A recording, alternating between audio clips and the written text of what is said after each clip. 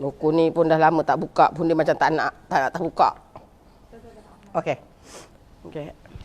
Assalamualaikum warahmatullahi taala wabarakatuh. Alhamdulillah dengan izin Allah pada hari ini kita dapat lagi bersiaran secara langsung daripada FB Rumah Mengaji Dewan Maria.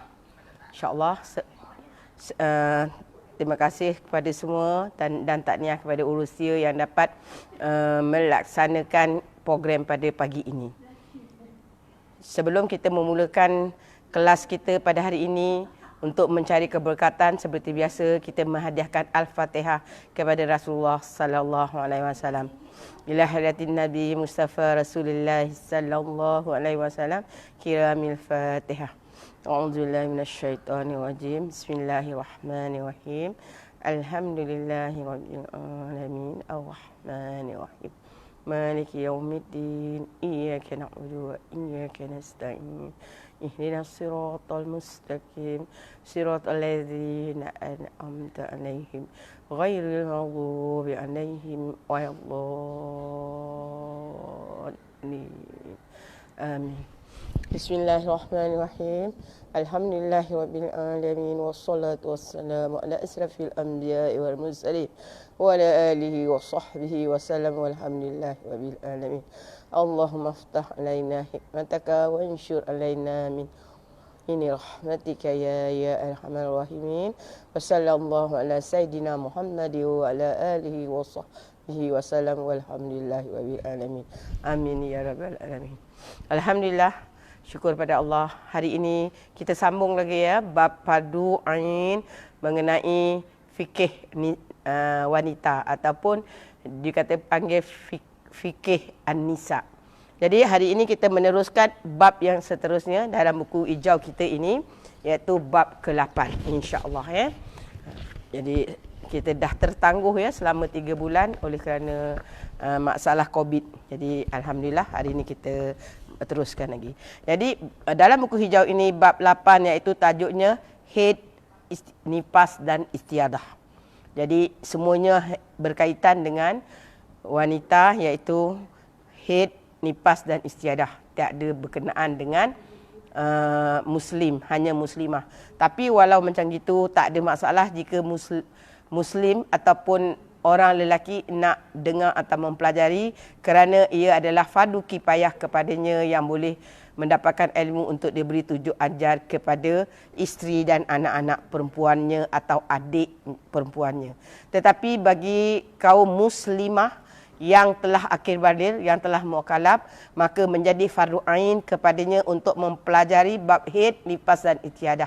Kerana macam guru saya kata, pelajaran ini adalah pelajaran yang fardu ain. Maknanya sesiapa yang tidak lepas lagi tentang pelajaran ini, mereka sentiasa menanggung dosa. Ya, 24 jam lah senang cakapnya. Sebab macam guru saya kata, kalau kita melakukan dosa lain seperti katakan membuka aurat, masa itu kita membuka aurat berdosa, tapi selepas kita balik rumah atau kita tidur tak berdosa. Tetapi masalah fardu ain, bab haid, nifas dan istiadah, kalau kita tak lepas maka dikhawatiri kita 24 jam berdosa.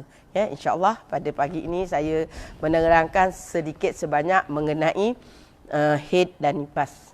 Ya, tapi untuk pengetahuan, sebab tajuk besar kita adalah taharah, maka haid, nifas dan istiadah ini termasuk di dalam salah satu bab taharah.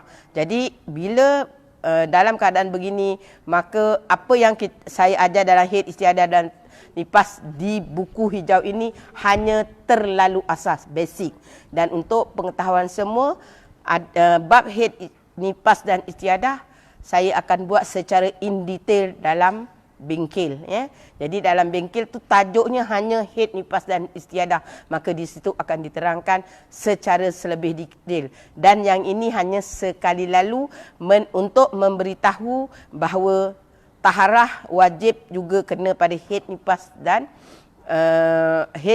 dan istiadah untuk membolehkan kita melakukan ibadah kepada Allah ya. Jadi apa saya menerangkan tentang tarikh haid dahulu, iaitu haid dari segi syarak adalah darah semula jadi Maknanya dia semula jadi keluar, bukan dibuat-buat atau disuntik ke dia apa. Ia keluar dari bahagian atas rahim. Ya, atas rahim wanita asli. Kena faham ya, wanita asli, kerana ada wanita tak asli. Minta maaf, saya cakap mengenai hukum fik, hukum syarak, maka saya tidak menyindir mana-mana. Apa yang saya nak jelaskan kat sini, ada sekarang wanita jadian. Boleh saya katakan gitulah. Kenapa? Asalnya dia lelaki, lepas tu dia jadi wanita, dia melakukan operation. Contoh, dia melakukan operation jantina, dan jantinanya bertukar 100% kepada wanita, kerana sekarang ialah ilmu kosmetik ya amat berjaya, dan dia nakkan seolah-olah macam wanita. Jadi setiap bulan dia ambil pil hormon yang membolehkan macam turun darah haid, maka dia kata haid. Tidak ya, tidak sekali-kali. Itu bukan darah haid tapi darah pasad, ataupun dalam istilahnya darah rosak, atau nak lebih faham lagi istiadah. Jadi kat sini tarikh haid yang dikatakan haid, kerana kita kena kenal dulu apa itu haid, supaya nanti ibadah kita tidak rosak, tidak bercelaru.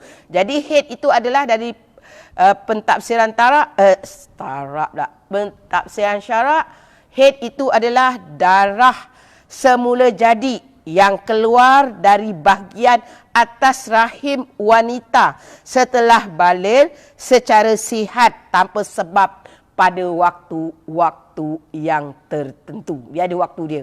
Ya? Jadi kalau sentiasa keluar, itu bukan haid. Sebab tu saya jelaskan lagi takrif dia.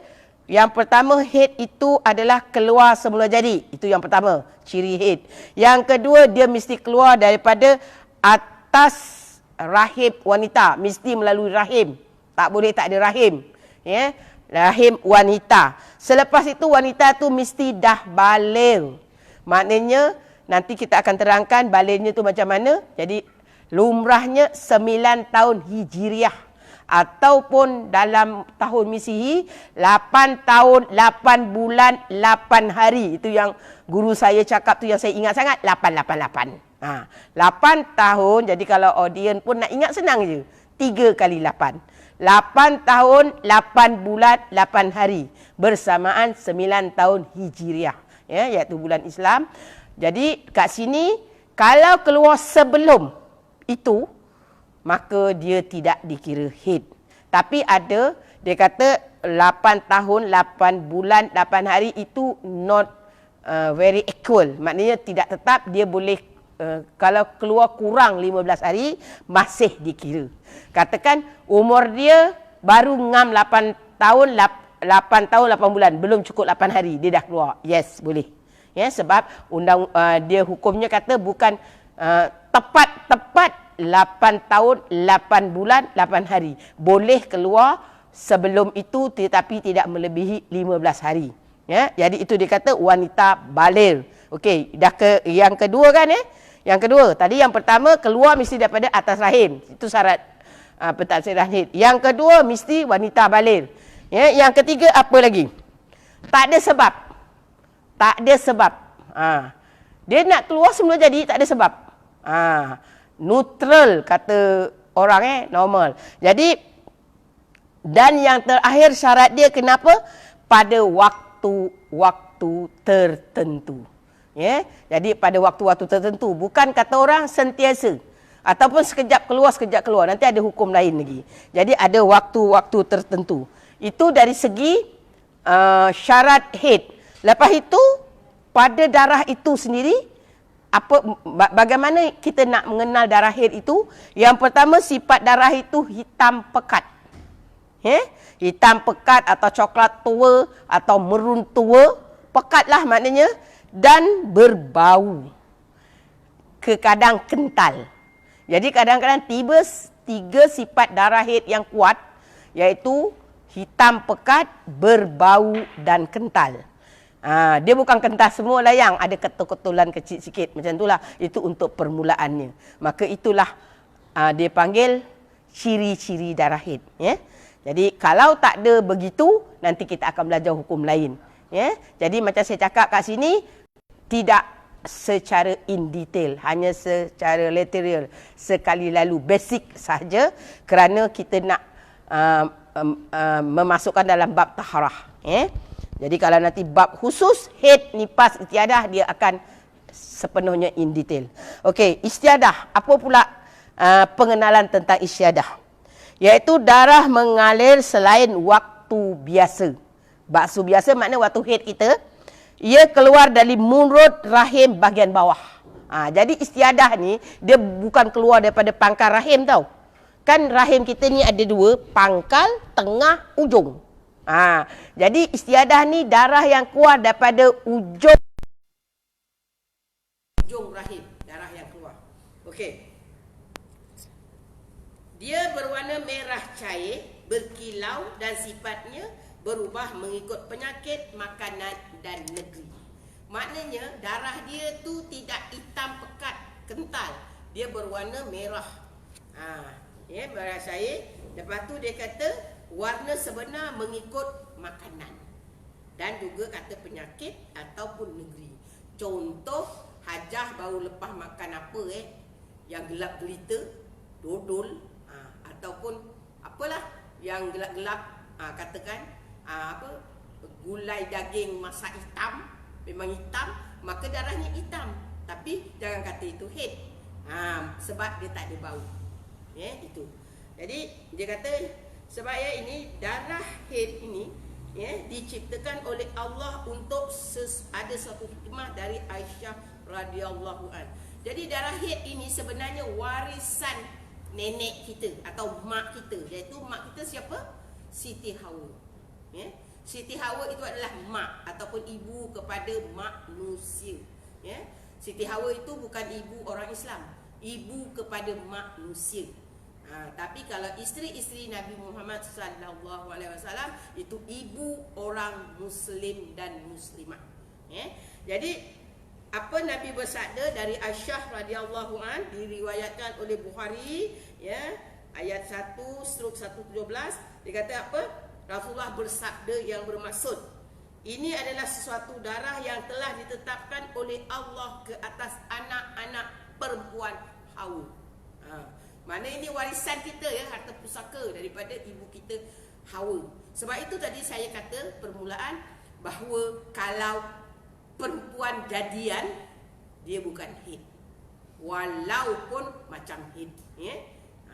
Sebab dia melakukan operasi dan ubat hormon, maka dia tidak dalam haid dari istilah syarat. Maka kalau bukan haid, kita panggil apa dia? Istiadah. Maka dia wajib solat. Macam tu. Jadi haid ini termasuk hukum umum. Ini saya bagi tahulah sebab kita ajar yang umum. Hukum umum yang berulang dalam kehidupan dan lahir atasnya banyak hukum syariat. Jadi dengan haid ini dia melibatkan hukum syariat. Apa hukum syariat yang pertama? Dia masuk taharah. Jadi kalau saya ulang sedikit untuk nak lebih faham, syarat-syarat orang yang diwajibkan solat ada 7. Salah satunya bebas dari haid dan nifas. Jadi sebab tu kena tahu mana haid, mana nifas. Sebab istiadah tak masuk dalam syarat membebaskan kewajipan solat. Jelas jadi sebab itu dia kata haid ini mengkait kepada hukum syariat. Yang pertama taharah. Maka orang yang berhaid itu dia tak lepas taharah kepada hadas besar. Sedangkan kita nak buat ibadah puasa, solat, tawaf, memegang mushaf, baca Quran, memegang mushaf adalah bebas dari hadas besar. So orang haid tidak bebas hadas besar. Jadi dia mengkait tentang taharah. Jelas kat situ. Yang kedua solat, macam saya dah kerang tadilah. Ketiga membaca Al-Quran. 4 puasa. Jadi dalam membaca Al-Quran, saya ulang lagi sekali, mengikut mazhab Syafi'i, wanita-wanita yang dalam keadaan berhadas besar, sama ada haid atau nifas, adalah haram. Saya ulang lagi sekali, haram membaca Al-Quran walaupun 1 ayat. Contoh, dia kata bismillah itu ayat Quran. Yes. Bila dia niatkan dalam hati dia bahawa bismillah itu ayat Quran, dia baru sebut ba. Basin mim kan, dia baru sebut ba je dah haram, jatuh hukum berdosa. Jadi dengar baik-baik, jangan salah faham. Kata orang putih, don't misunderstand. So macam mana nak baca bismillah itu tidak menjadi dosa? Maka kita itikad dalam hati, bismillah ini adalah zikir. Betul tak? Nabi kata lakukan perkara yang baik dengan dahului dengan basmalah. Jadi jika tidak, terputus amalan itu. Maka kita niat itu sebagai zikir, maka bacalah bismillah berulang kali, tidak jatuh haram walaupun sampai ujung. Kalau kita niat aku baca bismillah kerana baca ayat Quran, baru ba je dah haram. Tapi kalau kita niat zikir atau nak mulakan sesuatu mengikut sunnah Nabi, maka dapat pahala, tak dosa. Kita bacalah sampai habis. Bismillahirrahmanirrahim sampai habis, dapat pahala. Kalau orang tanya, kenapa ada orang nak juga sebagai baca Al-Quran? Kerana Nabi kata, sesiapa yang baca ayat Quran, satu huruf berapa yang boleh respon? Satu huruf berapa Allah bagi pahala? 10. Yes, pandai anak murid saya. 10. Yeah? Jadi kalau awak niat zikir, nilainya tak sama yang. Kenapa tak sama? Saya nak bagi jelas, faham ya pada ini. Emas dengan perak sama tak ini? Tak. Sama. Ini ada sedempet emas kan? Saya tukar. Ini tukar, saya cincin perak. Nak tak? Tak nak. Tak nak. Pandai tak nak kan? Jadi sebab itu kadang-kadang ada orang dia baca bismillah, dia tak nak niat zikir. Dia nak niat aku baca bismillah, niat baca Quran. So, coba kira ayat basmalah tu berapa? Basim mim dah 3. Kalau bismillahirrahmanirrahim, kita niat baca Quran tu dah berapa ayat tu? So kali dengan 10. Tak sama kalau kita zikir bismillahirrahmanirrahim, niat zikir. Tak sama, dia punya keutamaannya, dia punya ganjarannya. Ya? Jadi kena ingat. Macam tu. Boleh. Begitu juga dalam Al-Quran, jangan silap. Orang yang period, saya biasa cakap period dah kan. Kalau orang kampung dia tak cakap period, dia cakap Jawa Inggeris. Period kata dia. Ya, mak saya kat kampung pun cakap orang putih tau. Dia tak cakap datang bulan, period. Tapi pronoun dia totally lah musnah. Main totally pronoun dia musnah. Jangan ketawakan, itu Jawa cakap orang putih.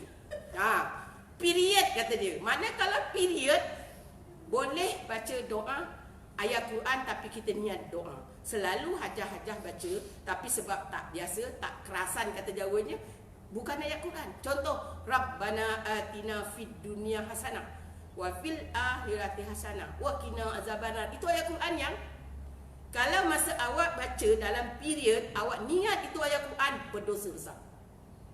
Tapi nak niat macam mana?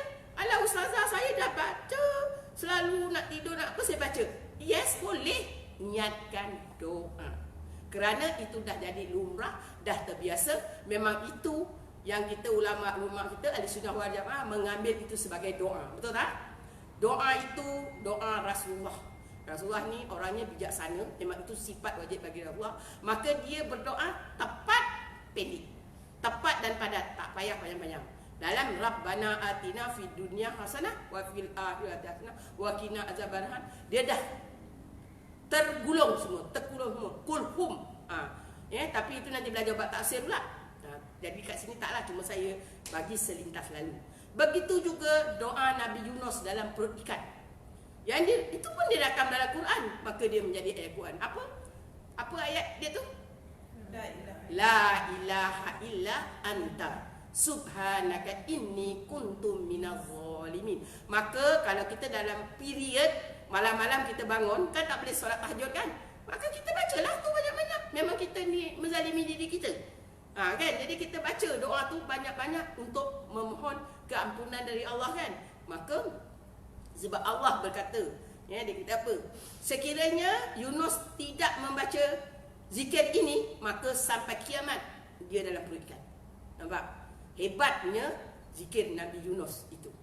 Jadi macam kita banyak siapa yang rasa banyak dosa lah. Siapa yang rasa tak ada dosa, tak payah buat lah. Jadi siapa yang rasa termasuk saya, jadi amalkan. Tapi masa hajah Yang datang period, maka jangan niatkan Al-Quran. Kalau qiyamul lail masa lepas tahajud, kalau tak period niatkan ayat Quran, maka ganjarannya lebih 1 huruf 10. Faham tak? Tapi kalau masa period kita niatkan itu sebagai zikir. Ya?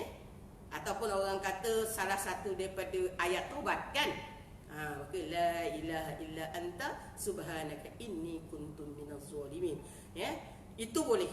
Jadi apa ayat Quran yang boleh dibaca untuk orang period setelah ditukarkan niatnya kepada zikir atau doa.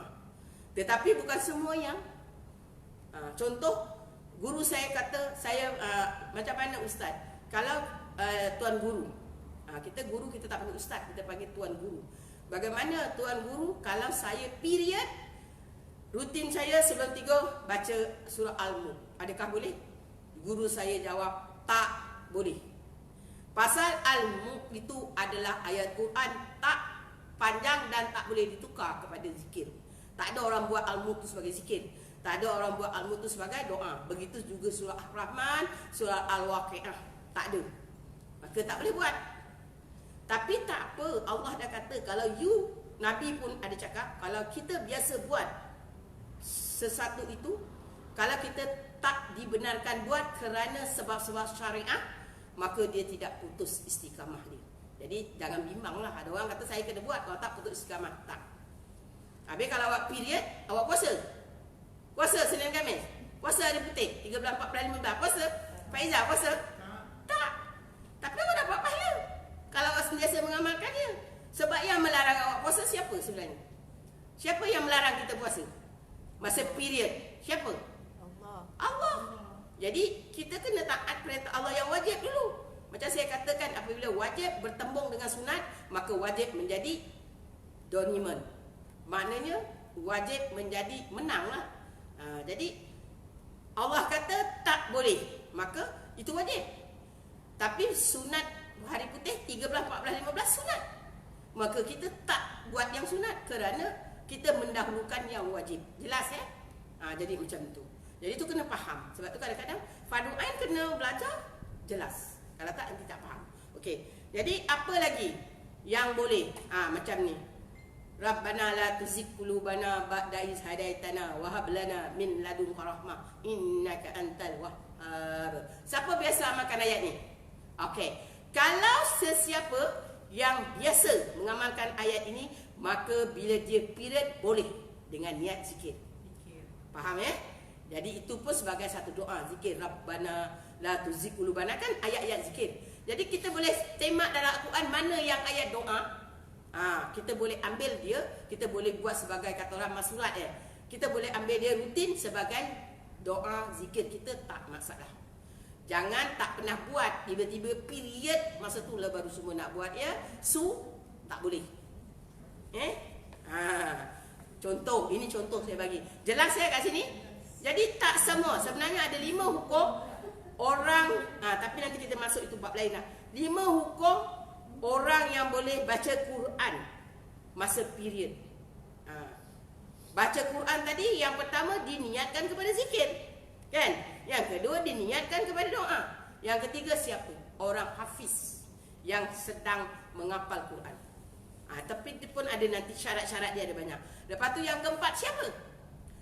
Guru Al-Quran. Tapi dalam guru Al-Quran ni pun ada syarat-syarat dia. Bukan dengar kata, oh guru Al-Quran dia boleh baca Quran, dia baca. Tak. Guru Al-Quran pun dia tak boleh baca Quran, dia tak boleh pegang mushaf. Cuma dia boleh menegur anak murid dia kat situ. Kat situ. Faham tak? Contoh apa ya? Ayat Quran tu dia baca kha, dia baca ha. Kan? Jadi tegur kat situ je lah. Ataupun dia patutnya ada qalqalah, dimatikan dengan qalqalah. Dia tak matikan dengan qalqalah. Jadi tegur kat ujung. Contoh kul huwallahu ahad. Kan ada belakang dia baca ahad. Jadi kita kena tegur. Kan saya dah ajar ujung bila huruf qalqalah dimatikan kena disampurnakan dia punya hukum dia. Kita guru yang baca Quran hanya tunjuk di situ ahad. Kalau katakan ahad macam tu. qalqalah kubra. Kalau dalam surah Al-Masad, tabat yada. Tabat yada abi lahabin wa tab. Qalqalah apa? Akbar, sebab ada sabdu. Maka anak murid baca qalqalah kubra. Saya kena ulang. Tabat yada abi lahabin wa tab. Kata contoh. Wa tab salah kan? Jadi kita sebagai guru kata salah, itu bukan qalqalah kubra tapi qalqalah akbar. Mesti watab.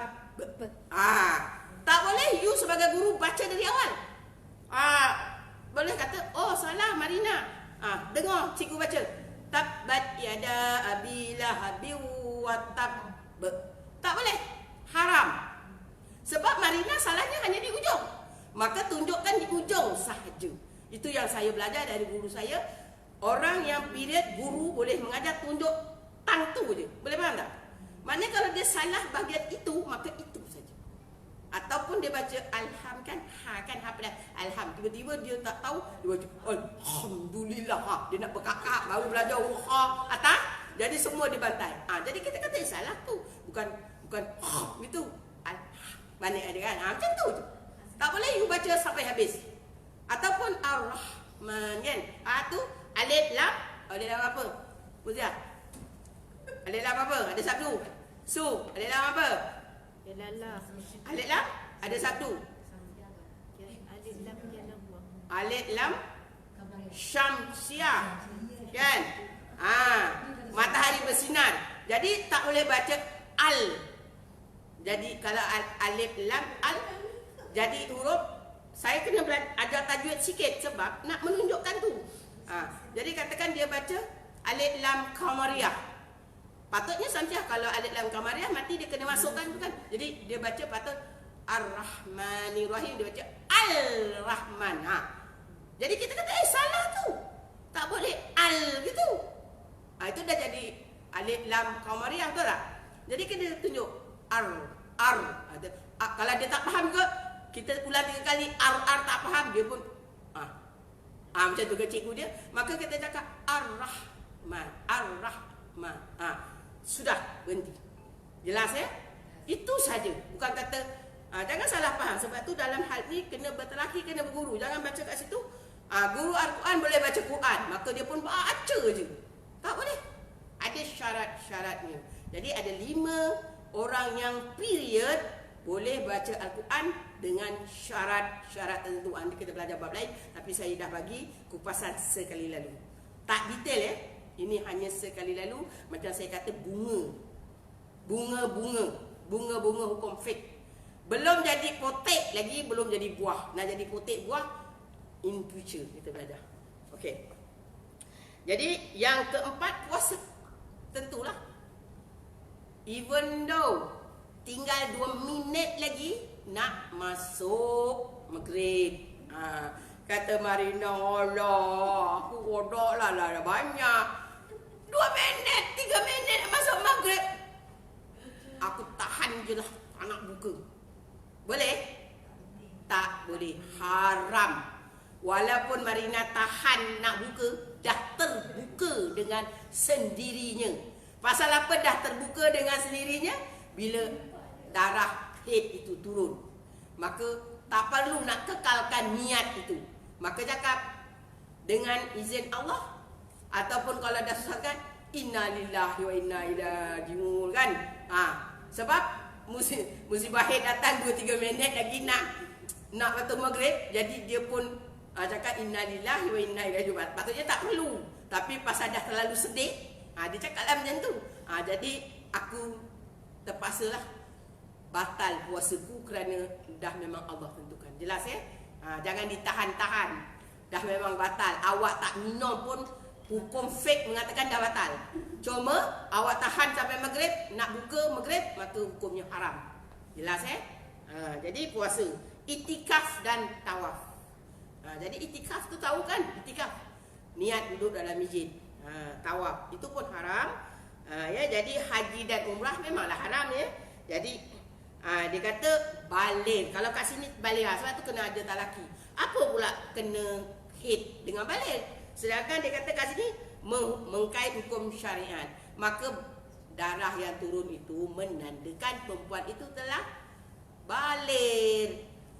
Kalau haid tak turun, kenalah tunggu sampai umur dia 15 tahun, betul kan? Macam tu.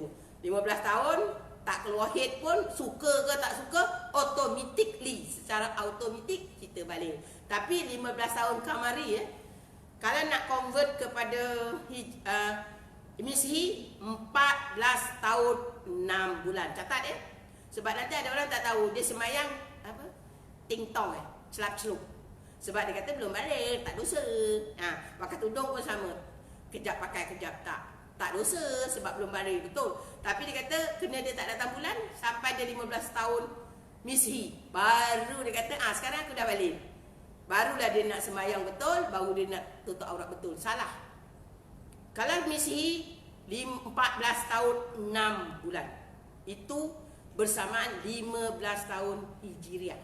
Jelas Jadi sesiapa yang tak ada datang haid bagi perempuan, maka bila cukup umurnya 15 tahun Hijriah ataupun 14 tahun setengah Misihi, maka dia automatik balik. Lelaki pun sama. Kalau dia tak mimpi, tak keluar mani lah, mana tak mimpi, sampai umur itu dia balik. Okey, lagi apa? Boleh ditalakkan. Boleh talak. Boleh talak, maknanya boleh dia apa? Khawlu itu macam-macam lagi lah. Edah, ada edah. Ada edah, iaitu lagi kebebasan rahim, kifarah, membunuh dan lain-lain. Maknanya apabila dia dah balik, dia boleh kahwin, boleh jima. Kat situ tu saya tak sebut tu kan. Nanti kata ustazah kenapa tak sebut? Tak payah sebut lah, faham sudah lah kan. Tapi dah boleh dah semua. Lepas itu dia kata boleh apa? Boleh diceraikan sebab dah ada edah. Kan orang perempuan yang kan dia kata 3 bersih, 3 kali suci. Jadi dia kata lagi kebebasan rahim. Maknanya rahimnya tu ada function lah yang maknanya insya-Allah kalau kahwin dapatlah zuriat. Tu dia kata. Dan tu yang last kifarah, membunuh. Maknanya apa? Orang tak balik hukum Islam, dia tak boleh jatuh hukum hudud. Kalau dia bunuh tak boleh hukum bunuh yang sebab dia belum balik. Jadi apabila dia telah balik, kalau dia bunuh maka dia kena hukum bunuh hudud. Macam tu. Jadi dia kata istiadah mempunyai hukum-hukum yang khusus. Jadi istiadah ini mempunyai hukum yang khusus. Nanti kita terangkan bab istiadah. Jadi kalau bab istiadah ni definitely dia tak sama macam hukum haid. Tak sama dia lain. Special case. Nanti kita belajar lain. Hari ni kita sentuh satu dulu haid. Sebab saya tak nak campur dalam satu masa, takut nanti confuse. Takut nanti celaru. Okey. Jadi wanita ini dia dalam satu masa dia ada 4 kategori dalam satu masa. Dalam satu masa maknanya macam mana? Boleh faham tak? Macam sekarang ni macam sekarang ni saya ini mesti mempunyai salah satu daripada 4. Sama ada saya suci ni maknanya you boleh buat in bracket. Saya memang macam saya kata nota saya tak nak lengkap sangat sebab nanti biar dia faham dalam taraki. Suci maknanya you buat bracket bebas dari hadas kecil dan besar. Buat kat situ. Jadi maknanya dalam satu masa ini mungkin saya suci, iaitu saya ada wuduk ataupun saya tak period. Betul tak? Yang tahu siapa? Saya lah. Ajar-ajar tak tahu. Ajar-ajar cuma boleh guess saja. Ustazah nak ngajar, kalau sunatnya ambil wuduk, itu je, you guess saja. Tapi belum tahu betul. Betul tak? Macam tu. Jadi atau sedang dalam keadaan haid. Kalau saya tak period, kalau saya tak suci, mungkin saya haid. Kalau saya tak haid, saya dalam keadaan istiadah. Ataupun saya dalam keadaan apa? Kerosakan bermula dari keluar darah yang bukan haid. Maknanya istiadah atau nifas. Macam tu je. Kan? Betul tak? Betul tak Faizah? Dalam satu masa sekarang Faizah mesti ada salah satu. Betul tak? Sekarang Faizah ada dalam keadaan yang mana? Mesti salah satu. Sama ada berhadas kecil atau berhadap besar, betul tak? Kalau kata ustazah, saya berhadap kecil. Kan ada salah satu kan? Mesti ada. Faham ya? Kat sini jelas Jelas saya nak buat misal tu sebab jelas. Jadi kalau katakan, saya sekarang berkeadaan suci, maknanya saya bebas dari hadap kecil dan hadap besar. Jelas? Tak boleh dalam satu masa together. Ustazah suci dan tak suci. Macam mana tu? Kata contoh istiadah. Istiadah tu suci. Kan? Istiadah tu suci ya. Dia tak ada kata tak suci. Kalau dia dah ambil wuduk, dia suci. Buat perkara-perkara sunat boleh. Yang tak boleh perkara wajib kan, betul? Contoh macam tu. Jadi dia tak boleh dalam satu masa diri kita ni ada dua. Tak boleh. Impossible, kata orang putih. Jelas ya so? Okey, lagi perkara yang diharamkan dalam haid. Saya dah terang tadi. Jadi cuma yang tadi saya terang sekali lalu. Yang ni saya memasukkan buktinya. Apa buktinya?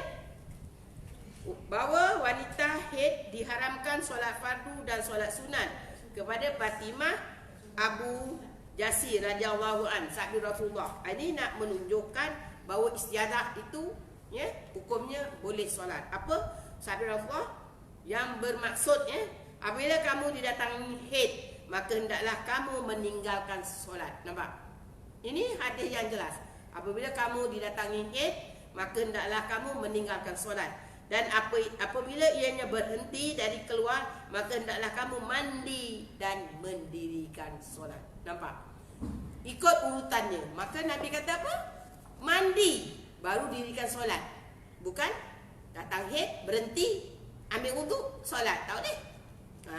Jadi sebab itu, saya nak sentuh sikit kat sini. Yang kadang-kadang golongan muda mengatakan kita tak perlu bertaklid kepada mazhab. Kita direct Al-Quran dan hadis.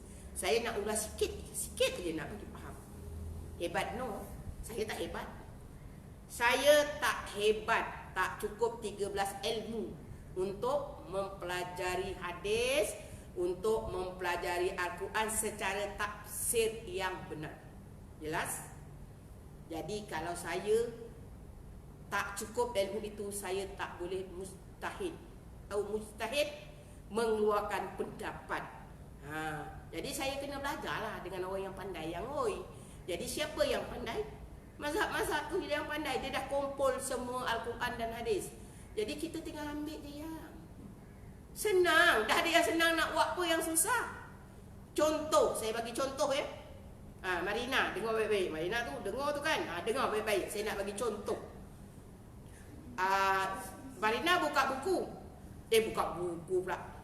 Buka mushaf. Ayat Quran, dia kata apa? Hukum edah bagi perempuan setahun. Ada dalam Quran. Marina kata, setahun? Lama. Dia pun ikut. Dah salah.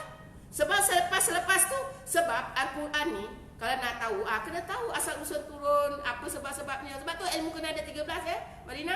Tak ada ilmu 13, kau jangan nak pandai-pandai mujtahid sendiri. Sesat. Sebab apa? Kau tahu tak? Selepas itu Al-Quran ni ada ayat hukum, permulaannya betul. Selepas itu bukan salah, dibatalkan. Dibatalkan. Contoh dulu naik motor pakai tepi kereta tak yang? Saya nak tanya. Dulu naik motor pakai tepi kereta tak? Dulu. Tak kan? Sekarang kena kan? Macam tu. Jadi hukumnya ada yang bertukar. Dulu naik motor buka lampu tak? Dulu naik motor wajib buka lampu tak? Yang naik motor. Dulu naik motor wajib buka lampu tak? Sekarang wajib. Macam itu juga Al-Quran. Ada yang dimansuhkan selepas turun ayat yang ni. Jadi dalam Al-Quran ada juga mengatakan edah perempuan yang ada haid 3 kali bersih. Kat mana pula kau nak jawab? Tadi setahun. Pening tak Marina? Jadi kalau tak ada ilmu, boleh sesombong-sombongnya cakap macam tu. Senang contoh Marina ada jual apa? Kalau Cina panggil pangsit Apa tu? makanan Cina, tak reti. Kalau tak reti, kita beli je lah kat Marina. Keluar je duit sikit. Daripada nak buat, beli barang, beli apa, tak siap-siap. Contoh, mai masak rendang. Suruhlah dia tolong buatkan. Bayar ke, apa ke. Tak pandai buat rendang. Satu bahan tak cukup. Si Ani pergi bergedeng-gedeng pergi kedai. Belilah nak buat apa, I ni nak buat rendang. Tak nak suruh mai, nak buat sendiri. Saya buat takoyaki. Nak buat rendang tak jadi. Pasal apa? Bahan tak cukup. Dah jadi rendang, tak tahu dalam tu ada bawang putih, bawang halia, kerisik ke apa benda, tak tahu. Tapi nak buat rendang, beli daging, tak tahu. Jadi apa rendang, Allah Alam. Kan senang kalau beli rendang dah siap. Betul tak? Jadi macam itulah sebenarnya ulama dah sediakan. Dia ilmunya banyak, luas, alim. Jadi dalam Quran tu dia dah mengkaji. Dia dah kumpulkan bab ni. Jadi lepas tu dia dah siap. Macam contoh tadi Maizul, dia dah kumpul untuk rendang, ada ketumbar, jintan, apa semua dah siap kumpul. Dah siap semua tumbes, dah siap dalam bekas. Bayar je lah upah dia. Yang nak buat tu kenapa? Bersesat lengan, lepas tu tak jadi. Terpait lah, terlebih kunyit lah, terlebih apa. Jadi jalan tu dah sesat. Begitu juga tengok yang hukum arak. Sebab tu ada orang cakap hukum arak, dia kata apa? Ni, kalau dia pegang kepada Al-Quran, dia kata Al-Quran memang ada berapa hukum arak dalam Al-Quran. Yang pertama, hukum Al-Quran arak mengatakan apa? Allah kata sesungguhnya arak itu banyak buruk dari baiknya. Nampak? Itu ayat Al-Quran berkenaan arak. Dia kata apa? Sesungguhnya arak itu banyak buruk dari baiknya. Maka kalau si Faiza tadi yang menyombong, ni contoh ya Faiza, yang menyombong aku nak pakai Quran hadis je, dia tengok ayat Quran. Ni tengok. Ayat Quran ni kata sesungguhnya arak itu banyak buruk dari baiknya. Ini Quran tau. Allah yang cakap tau. Tak dia cakap haram pun. Dia kata banyak buruk dari baiknya. Ada baiknya. Sekarang aku nak minum arak sebab aku batuk. Aku minum arak, batuk aku baik. Nampak? Tengok pula ayat kedua. Allah kata apa? Itu semua ada kisah nuzul. Sebab saya tak masuk bab tafsir, tapi saya nak bagi terang. Ayat Quran yang kedua mengatakan apa? Jika kamu mabuk, maka jangan solat. Tak ada dia kata haram. Maknanya boleh lagi minum arak. Tapi sebab-sebab turun tu kenapa? Tu panjang ceritanya, saya tak nak bawa lah kat sini. Dia kata, cuma kemarin Ina kata, tengok Ustazah tengok ni ayat Quran ni. Tuhan kata mabuk jangan solat. Tak ada kata haram. Maka saya boleh minum. Mabuk saya diam-diam dulu. Hilangkan mabuk, baru saya solat. Nampak tak? Dan selepas itu ada ayat lagi. Apa ayatnya? Sesungguhnya arak, judi, bertenung nasib adalah perkara yang jijik dan syaitan, maka hendaklah kamu jauhkan. Nampak tak? Ayat ini menghukumkan haram. Maka bila ayat ini turun, ayat-ayat sebelum ini dia jadi tidak valid lagi. Nampak? Jadi kalau nak ikut Al-Quran dan hadis, yes, you can do it, but you kena perfect 100% tentang ilmu tafsir. Nak dapatkan perfect ilmu tafsir ada 13 yang you kena belajar yang bukan basic, secara betul, secara mendalam. Salah satu ilmunya ingat lagi Mai? 13 ilmu. Asbabul nuzul, Al-Quran itu diturunkan. Usul fiqh, nasih manasih, apa lagi? Balaghah, mantiq, apa lagi? Jadi kalau usul fiqh pun tak mahir, macam mana you nak tahu hukum dia berkait? Sebab Al-Quran itu diturunkan, you pun tak tahu macam mana. Macam kata mabuk tadi, mabuk jangan solat, ada sebab dia turun. Masa sahabat minum, mabuk, solat, baca lain. Baca surah Qul Huwallahu Ahad, jadi lain. Dalam Qul Huwallahu Ahad dia kata apa? Allah tidak beranak dan tidak diperanakkan. Tapi sebab dia dah mabuk, dia pun orang Arab, dia pun cakap Allah beranak dan diberanakkan. Terkejut makmum kat belakang. Siap solat, ngadu kat Rasulullah. Rasulullah pun kata, tanya, kenapa kau cakap macam tu? Tak sedar dalam mabuk solat. Rasulullah nak jatuh hukum pun tak tahu nak jatuh hukum. Itu menandakan Quran tu memang datang dari Allah. Itu salah satu bukti. Rasulullah pun kata orang putih, I have no idea nak hukum apa kat awak. Kan? Selepas itu turun wahyu mengatakan apabila mabuk jangan solat. Nampak? Itu kisahnya. Sebab tu bila nak tafsir Quran kena tahu sebab dia turun, kenapa dia turun, kat mana dia turun, kenapa dia turun. Banyak question mark kata orang putih. So kalau you tak tahu question mark tu, boleh ini.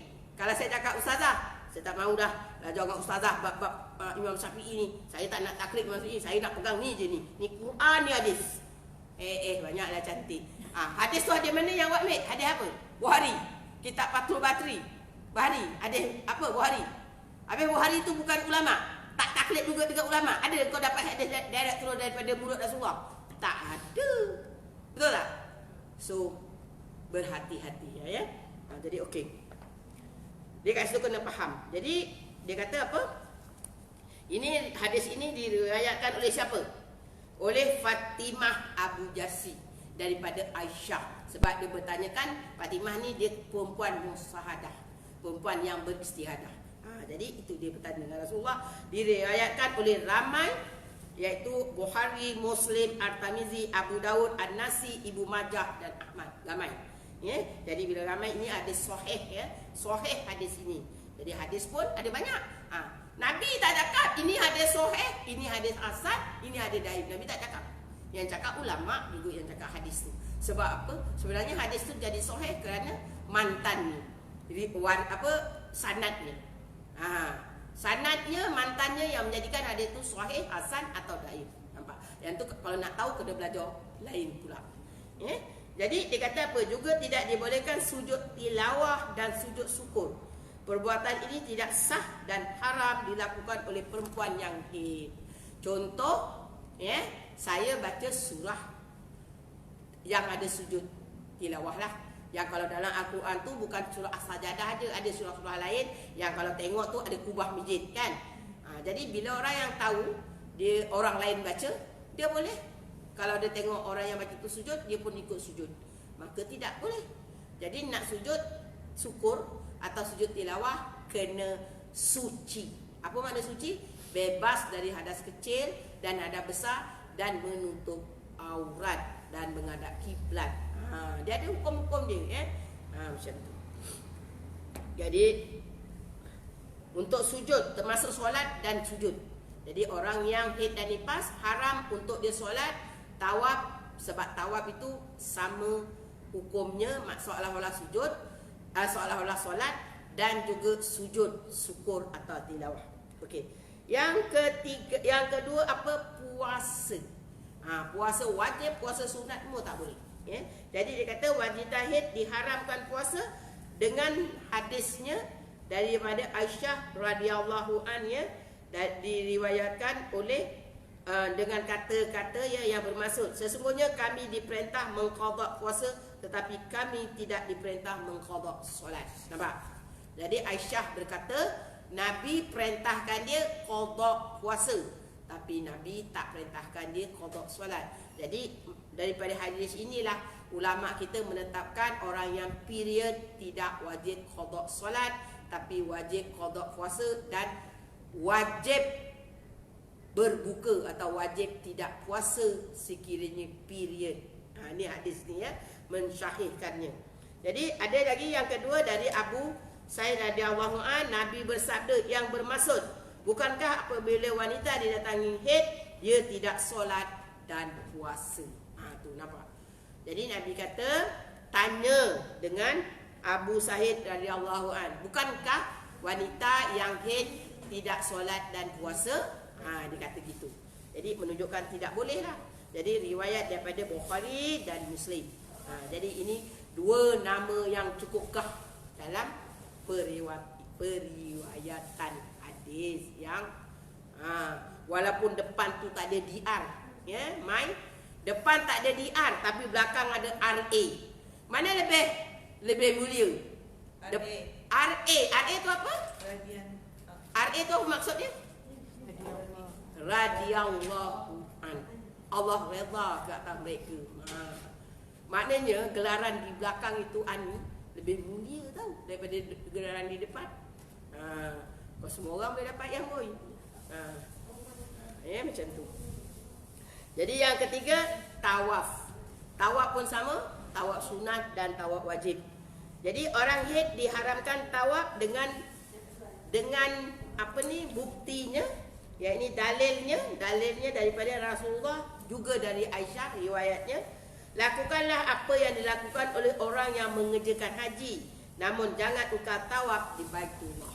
Jadi ini terjadi dalam haji wida. Aisyah mengikut, maka dia kena period pertengahan haji. Jadi dia menangis, dalam cerita tu dia menangis masa dekat Arafah. Dan bila Rasulullah tengok, dia kata, kenapa kamu menangis? Aisyah kata, aku period. Manakah aku tak dapat buat tawaf ifrad lah, tawaf haji. Nabi kata, tak ada masalah, lakukan yang lain. Sa'i boleh, apa lagi? Melontar boleh, wukuf Arafah boleh, yang tak boleh tawaf. Tapi tak ada masalah. Jadi kalau dalam kisah itu, Aisyah, Nabi menangguhkan perjalanan balik kerana menunggu Aisyah untuk tawaf ifadah. Dengan bila sampai dia habis periodnya, maka dia perintahkan adik Aisyah ataupun anak Abu Bakar yang bernama Abdul Rahman bin Abu Bakar lah, membawa kakaknya iaitu Sayyidina Aisyah ke Taif. Sebab tu masjid Taif tu dipanggil Masjid Sayyidina Aisyah kan. Maka disitulah Nabi mengarahkan. Sebab itu kalau kita tengok asbabnya, ada sebab kenapa Allah menjadikan Ummul Mukminin itu period masa haji. Sebab nak jadikan satu hukum. Kalau tak, nanti kat mana kita nak ambil garis panduan dia Maka Nabi mengarahkan Sayyidina Aisyah ditemani oleh adiknya iaitu Abdul Rahman bin Abu Bakar keluar ke tanah halal, iaitu yang terdekat Taif. Taif lah, yang terdekat Tanain kan? Tanain lah kan? Taif lah saya, yang terdekat Tanain, untuk niat berihram dan dia masuk balik. Dia masuk balik, dia tawaf. Selepas itu barulah baginda Rasulullah meninggalkan bumi Mekah balik ke Madinah. Jadi itulah. Jadi macam itu yang membuktikan bahawa orang haid tidak boleh tawaf. Okey. Jadi dia kata kenapa tawaf tidak boleh? Kerana tawaf adalah memerlukan taharah, dan wanita haid tiada taharah baginya, iaitu tiada wajib tawaf wida. Sebab itu dia kata tawaf ini memerlukan taharah. Apa maksud memerlukan taharah? Maka tawaf ini memerlukan yang melakukannya bebas dari hadas kecil dan hadas besar. Maka sekiranya mereka ada hadas besar selepas habis melakukan umrah atau haji, maka tawaf wida tidak wajib baginya. Nampak? Jadi sesiapa yang haji atau umrah tidak melakukan tawaf wida, dia kena denda dengan menyembelih seekor kambing. Itu dia punya denda dia. Tetapi jika dia tidak melakukannya kerana halangan syar'i, iaitu halangan syar'i ini tadilah haid ataupun nifas. Nifas ni adalah kalau orang dulu dia umrah ke haji dia dalam keadaan mengandung, tiba-tiba dia terberanak bersalin macam ni. Kan orang dulu dia suka bersalin di Mekah, dia kata barakah. Maka dia terhalang untuk melakukan tawaf wida oleh kerana haid atau nifas, maka diizinkan. Tapi untuk orang istiadah boleh. Sebab tu nanti kita kena kenal pasti yang mana satu haid, yang mana satu nifas, yang mana satu istiadah. Okey. Jadi yang keempat iaitu membaca Al-Quran. Ni kenapa haram Saya bagi dalilnya. Wanita haid diharamkan membaca Quran di dalam hati Wanita haid diharamkan membaca Quran kecuali di dalam hati. Kecuali amalan zikir. Ini riwayat daripada Ibnu Umar radhiyallahu an. Jadi Ibu Umar itu siapa? Anak kepada Sayyidina Umar Al-Khattab. Rasulullah bersabda yang bermaksud orang yang berjunub dan wanita haid jangan membaca sesuatu dari Al-Quran. Jangan membaca sesuatu dari Al-Quran. Nampak itu Nabi kata. Maknanya orang hadas besar. Nabi cakap junub tu dia terang. Pasal Nabi ni cakap dia tak banyak, tapi dia kena mentionkan juga junub. Sebab junub ni lelaki perempuan, hadas besar. Jadi walaupun junub ini hadas besar mendatang, guru saya kata hadas besar mendatang. Tahu ni hadas besar mendatang junub ni? Bukan binatang mendatang, bukan menatang. Dengar elok-elok. Hadas besar mendatang itu adalah junub. Kenapa dipanggil hadas besar mendatang? Sebab dia perbuatan manusia pada zahirnya lah. Ni tak ada hadas besar. Bersama isteri, bersama suami kan mengadakan hadas besar, betul tak? Sebab tu dia panggil hadas besar mendatang. Kalau haid nifas itu normal dari Allah, nampak tak? Jadi sebab itu Nabi cakap, dia sebut kat sini bagi sesiapa yang berjunub dan wanita haid, maka dia kata haram membaca sesuatu dari Al-Quran. Nampak? Jadi maknanya hadas besar yang mendatang atau hadas besar yang semula jadi tetap haram membaca Quran ya. Jadi jangan terpengaruh kata boleh ya. Jadi riwayat ya daripada At-Tirmizi, Ibnu Majah, Al-Baqi dan juga Al-Maju. Jadi kat sini hadis ya, ada hadisnya, bukan sembarang cakap. Jadi yang kelima, menyentuh, membaca dan membawa mushaf. Jadi Al-Quran ini untuk orang yang haid haram menyentuh dan membaca Al-Quran, haram. Jadi dibolehkan membawa taksir yang melebihi ayat Quran dan dibolehkan membawa bersama-sama barang yang lain dengan meniatkan bahawa barang itu lebih banyak. Contoh macam ni. Ya, nak faham? Kalau Quran itu sebenarnya tafsir Quran, guru saya kata, kalau Qurannya lebih banyak persennya, tafsirnya sikit, maka tetap tak boleh dipegang untuk orang yang berhadas kecil atau besar. Yang boleh lebih apa? Terjemahannya atau lebih perkara lain daripada ayat Quran. Contoh, kita bawa buku Yasin. Buku Yasin depan tu ayat Quran tu. Sebenarnya kalau Yasin total tak boleh pegang ya. Jangan kata oh Yasin aja, dia tetap mushaf Al-Quran, tak boleh pegang. Kalau Yasin aja solid Yasin, tak boleh. Jadi yang boleh macam tulis itu Yasin dan tahlil kan. Depan Yasin, lepas Yasin doa Yasin, betul tak? Lepas doa Yasin tahlil panjang kan. Lepas tu doa tahlil, lepas tu doa tolak bala, doa selamat, selawat tafrijah, selawat Fatih, macam-macam lagi, betul tak? Doa awal tahun, doa akhir tahun, maka itu boleh kita bawa. Sebab ayat Qurannya tu hanya Yasin, sikit compare dengan yang lain-lain. Jelas ya? Tapi kalau satu buku nipis tu hanya Yasin, Yasin wal Quranil Hakim sampai habis, maka itu tetap dipanggil mushaf.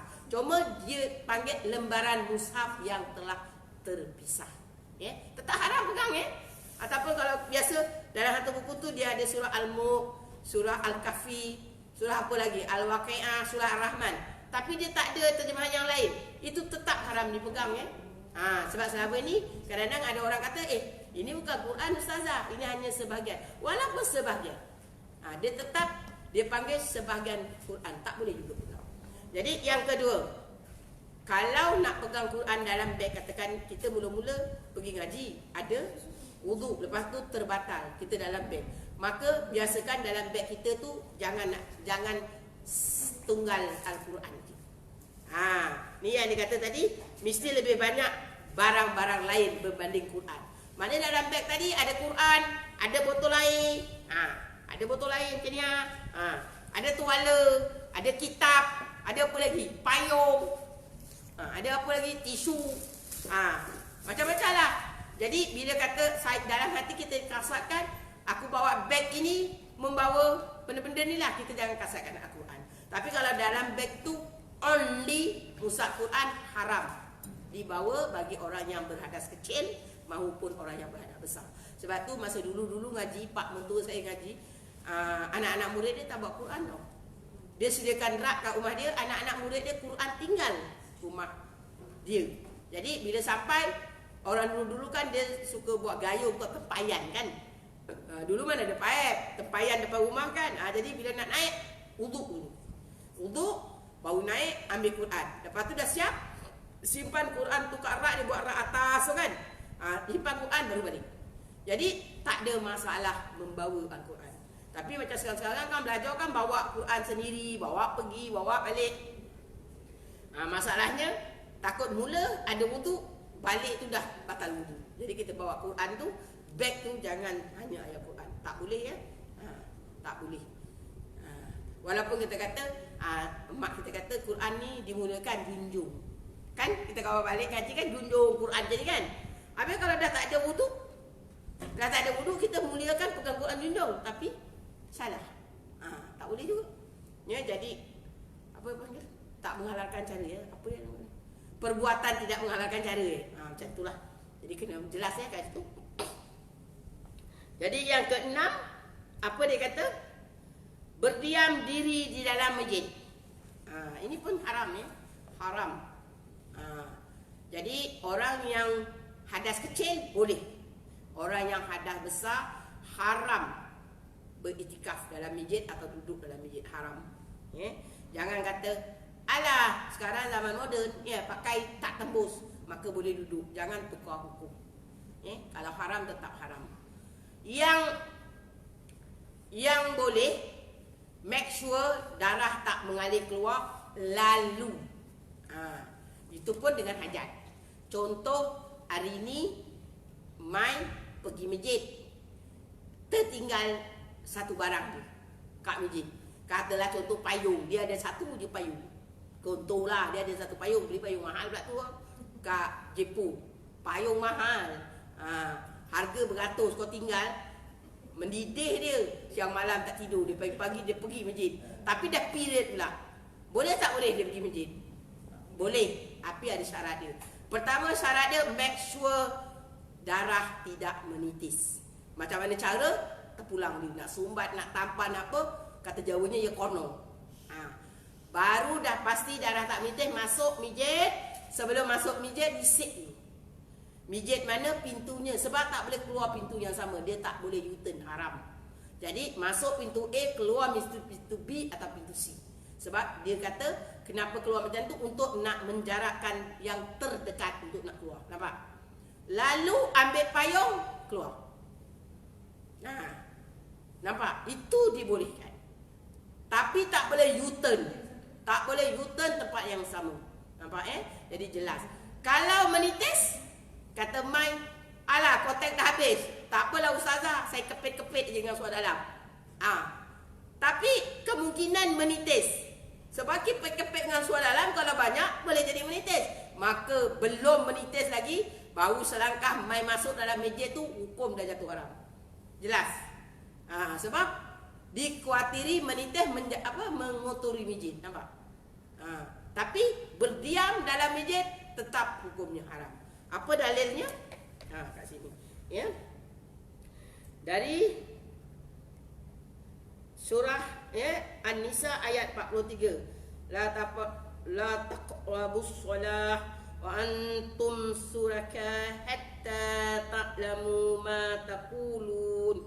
La junuban illa abiri sabil. Dia kata apa? Janganlah kamu hampiri solat, iaitu mengerjakan sedang kamu dalam keadaan mabuk hingga kamu sedar dan mengetahui akan apa yang kamu katakan. Ini yang saya cerita tadi lah. Dan janganlah kamu hampiri masjid. Dia sebab ayat ni kan dia bersambung. Dan janganlah kamu hampiri masjid sedang kamu dalam keadaan junub, kecuali kamu hendak melintas sahaja. Surah An-Nisa ayat 43. Jadi kalau ada orang cakap, ustazah, cuba tengok tu, tengok. Mana ada kata hid dan nifas? Dia kata junub aja. Maka dia kata orang junub, dia kata tidak boleh masuk dalam masjid kecuali sekadar melintas. Jadi saya nak tanya. Katakan yang nyoal ni Marina. Betul tak Marina? Junub aja. Tak ada tulis hid nifas. Saya nak tanya, kalau awak junub, pukul berapa ya? Sekejap lagi saya akan berhenti habis di sini sebab ada banyak soalan. Jadi saya ambil masa dalam 18 minit lah. Ni ada lagi 20 minit untuk 10.30. Jadi 11.30. Jadi saya akan ambil masa lebih kurang 15 hingga 20 minit untuk menjawab soalan. Jadi saya habiskan dekat sini saja. Jadi Madinah kata apa? Ustazah, surah Nisa ayat 43 mengatakan, sebab tu saya kata tadi, jangan nak mustahid saya ikut Al-Quran dan hadis saja, jangan. Sebab kat sini dia kata junub. Tak sebut pun haid dan nifas, betul tak Faizah? Maka bolehlah haid dan nifas. Sebab itu ada orang dia kata haid dan nifas boleh. Dia tak mengkaji hadis. Dalam hadis Nabi terang-terang kata, jangan hampiri mijit bagi orang yang haid dan nifas. Ada. Tapi dia tengok ayat Quran. Saya nak bagi satu tahu, ini yang kita belajar dari segi tafsir. Sebab tu kena belajar tafsir apa? Kalau junub tu, maaf saya macam cakap kotor. Tapi sebab guru saya kata agama tak ada kotor, tak ada lucah. Hak saya sampaikan. Okey. Kalau junub, air apa yang? Kalau meleleh ani, air apa? Jawab, jangan ketawa. Air apa? Air mani. Air mani. Najis tak najis air mani mai? Najis tak najis air mani mai? Tak najis. Kalau najis, kita ni najis lah. Kan kita ni terbentuk dari air mani. Maka air mani tak najis. So tak najis, tengok, sedangkan tak najis, Allah larang orang berjunub masuk masjid. Kalaulah dia tak habis, katakan orang lelaki tak habis, terceceh mani dia tu dalam masjid, adakah mengotorkan masjid? Faizah? Tak kan? Itu pun Allah larang. Haid, kalau terceceh darah haid dekat masjid, najis tak? Najis. Jadi daripada situ ulama mengatakan haid lebih lagi haram dia. Nampak tak? Jelas tak? Jadi ayat ni turun pun ada kes. Kalau kita belajar bab Quran, nuzul nuzubul asbab. Ayat ni turun pasal ada sahabat bertanya pada Rasulullah, "Ya Rasulullah, dulu Madinah ni masjidnya kat tengah Rasulullah buat. Kolamnya di sebelah kiri katakan. Hanya itu kolam dia pergi. Dulu kan zaman dulu negara Arab, bukan macam kita ni ajah-ajah senang air. Jadi kolamnya sebelah, katalah sebelah kiri. Habis orang yang duduk sebelah kanan, kalau dia nak pusing masjid Madinah tu, nak pergi nak mandi hadas, dah terlambat. Betul tak? Jauh nak pusing, betul tak? Kalau kau cross saja jalan dalam dekat kan, maka dia bertanya dengan Rasulullah, "Ya Rasulullah, kalau aku ni nak ambil mandi kolamnya kat sini, maka kalau aku nak pusing masjid Madinah ni, ambil masa. So boleh tak aku cross?" Rasulullah pun tak tahu nak jawab. Tapi turun ayat ni. Inilah turun ayat ni. Dia kata kecuali kamu melintas saja. Nampak? Faham Jadi itu yang dibenarkan. Itu sebabnya turun ayat. Jadi kalau junub, air mani yang terceceh itu suci, maka Allah pun haramkan. Kata apa mak saya mentelaah. Macam orang Jawa kan, orang Johor kan cakap kemain, undut. Ni mentelaah. Mentelaah ni apakan lagi apakan lagi haid atau nifas. Jelas tak? Maka itu bukti yang mengatakan bahawa orang haid dan nifas haram masuk masjid. Okey. Jadi dari Aisyah radhiyallahu an hadis Nabi mengatakan, aku Nabi dengan bermaksud aku tidak menghalalkan masjid itu bagi orang yang junub dan bagi orang yang haid. Tu daripada hadis. Jadi awak nak dalil kit ni ada? Nak bangkang apa lagi yang? Sebab saya banyak dengar. Terutama mak cakap lah, tengok-tengok kat YouTube kata boleh orang haid boleh dia masuk masjid. Jadi awak nak bangkang apa?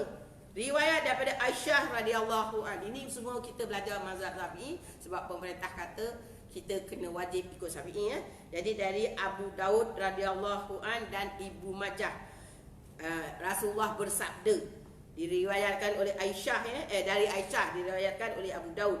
Dia kata, aku tidak menghalalkan mijit itu bagi orang yang junub dan bagi wanita yang haid. Jadi nak bangkang kat mana? Kat mana awak nak bangkang kata boleh? Sebab saya pernah baca, saya kata haram, lepas tu ada satu orang dia tak puas hati, dia PM saya dan dia hantar satu bukti dalam buku dia kata ini ustaz dan ustazah kata, bukan saya nak menghina ustaz atau ustazah, ini yang saya ceritakan, dia hantar kat saya. Dia kata jawab. Kan banyak orang macam tu kan, dia kata cakap, dia hantar bukti, dia tag balik. Dia kata sila jelaskan. Dekat situ dia kata ustaz atau ustazah Islam apa mah complementary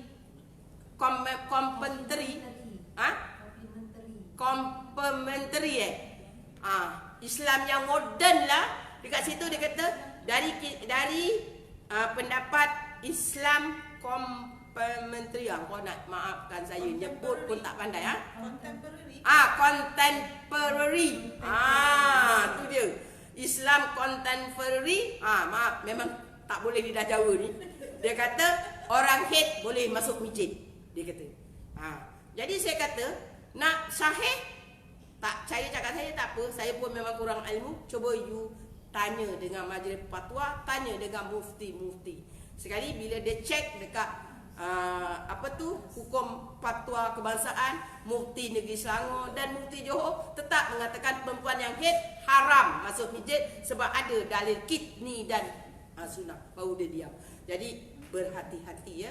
Saya bimbang sekarang banyak sangat benda yang dulu haram dah boleh je. Bimbang sangat. Dia cakap kat situ tu lah Islam contemporary. Contemporary.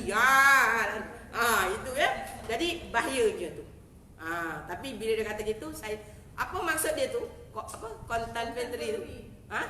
Maksudnya Islam moden yang boleh tolak ansur yang boleh tolak ansur, yang mudah. Islam memang mudah, tapi jangan dipermudahkan. Tu kena pegang ayat tu ya Ani. Islam memang mudah tapi jangan dipermudahkan. Maksud Islam memang mudah, engkau pakai macam ni pun dah boleh sembahyang. Tapi Ani nak mudahkan lagi, sembahyanglah, tak payah ambil wudu, sembahyang aja. Boleh ni? Tak boleh. Jadi kalau hukum tetap hukum. Maknanya Islam itu mudah tapi jangan dipermudahkan. Jelas ya kat situ. Jadi saya rasa cukup dulu sampai setakat ini. Sampai setakat ini tandakan, insya-Allah saya tutup ada 15 minit sebab nak menjawab beberapa soalan. Saya jawab lagi dari soalan dalam grup ya. Dalam grup dahulu, baru soalan semasa. Ada orang jawab Okay. contemporary. Contemporary. Liberal. Apa maksudnya? Liberal. Liberal. Islam liberal. Ya, jadi make sure sekarang memang dah banyak fitnah dalam agama. Islam liberal. Liberal tu memang ulama tak terima ya.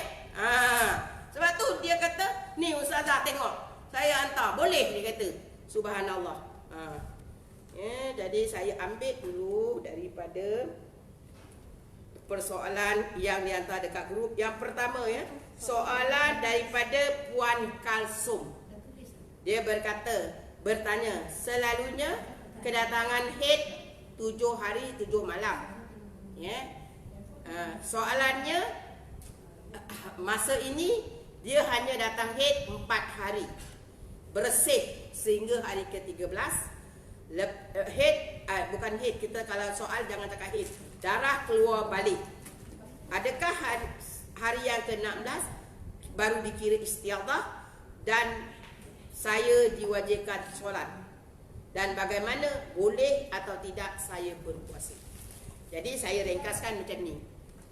Mengikut hukum adat dia normal, rutin. Boleh saya panggil rutin. Maknanya setiap bulan dia datang haid 7 hari 7 malam. Maknanya setiap bulan dia macam tu. Tiba-tiba kes kali ini dia datang 4 hari. Lepas itu berhenti, hari yang ke-13 darah turun balik. Dia jangan cakap haid, dia kata kat sini haid keluar balik. Jangan cakap darah turun balik. Jadi persoalan dia, saya kena tunggu hari ke-16 darah tu bersambung sampai 16 17 sebab maksimum haid kan hukumnya ada yang kata 15. Jadi dia kata boleh saya tunggu darah 13 kan, 13, 14, 15 dia anggap tu haid. Dan hari ke-16 dia kata baru dia mandi dan dia baru anggap istiadah. Maka jawapannya salah. Apabila perempuan-perempuan ini haidnya melebihi 15 hari, maka dia dah terhukum kepada 7 hukum mustadah, iaitu perempuan ini dikelaskan sebagai wanita mustadah. Dia tertaluk pada 7 hukum istiadah. Dia tidak boleh guna pakai lagi. Yang pertama, seminimum haid 24 jam, semaksimum haid 15 hari 15 malam tak boleh pakai. Sebab dia dah over, dah melebihi kepada had maksimum. Allah bagi had maksimum 15, dia dah masuk 16, 17, 18, maka tak boleh guna pakai. Jelas? Jadi apakah hukumnya? Maka kita kena tengok 7 hukum. Ini yang saya kata, saya akan ajar in detail dalam bengkel ya. Ataupun kalau kat sini nanti lama, kita akan ada tajuk sendiri. Cuma sebab soalan dah diberi, saya jawab secara apa? Asas saja. Jadi hukum ini adat, biasa 7 tapi hari ini 4, maka hukum adat boleh berubah. Kadang dia lebih, kadang dia kurang. Jadi selalunya 7, sekarang 4 dikurang. Dia bersih hari yang ke-13. Maka 13 tolak 4, berapa baki dia sayang? 13 tolak 4, berapa yang? 9. Maka dia kena menggunakan salah satu daripada 7 hukum, iaitu saya kelaskan kat sini, hukum penyampurnaan suci. Tak ada, kalau ada whiteboard saya tunjuk, tapi tak apa, saya tunjuk macam ni. Tengok ya, antara satu haid yang pertama nak pergi haid yang kedua, tengah-tengah mesti sekurang-kurang minimum 15 hari. Jelas? 15 hari, 15 malam antara haid pertama dengan haid kedua. Tetapi dia baru ada 9 hari. Nampak? Faham? So dia kurang berapa hari yang? 6 hari kan? 6 hari kan Ani? Betul? Kalau saya salah tolong. 6 hari. Maka 6 hari itu adalah istiadah. Katakan dia datang untuk yang kedua tadi 7 hari. Maka 6 hari dia hukum dia kita gunakan penyampurnaan suci. Maka kita tadi 9, 10, 11, 12, 13, 14, 15. Nampak? 6 hari itu adalah istiadah. Maka kalau dia datang haid itu 7 hari, maka hari yang ke-7 1 hari aja baru haid yang kedua. Sebab soalan dia tadi, dia kata dia keluar balik selepas 13 hari sampai berterusan lah. Dia kata jadi hari yang ke-16 baru dia mandi basah, baru dia kira istiadah. Salah. Jelas ya?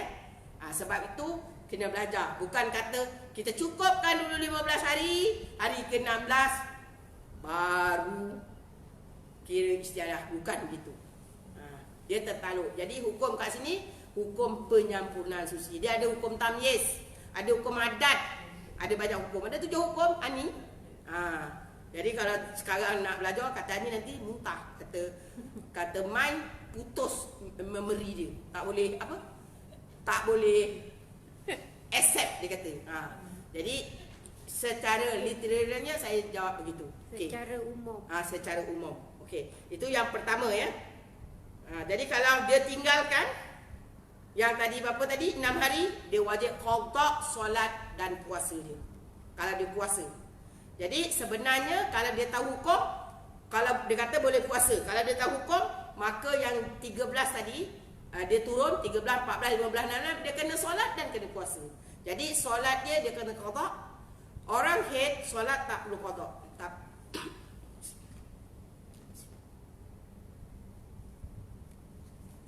Orang haid solat tak perlu qada, tapi dia bukan haid, dia istiadah.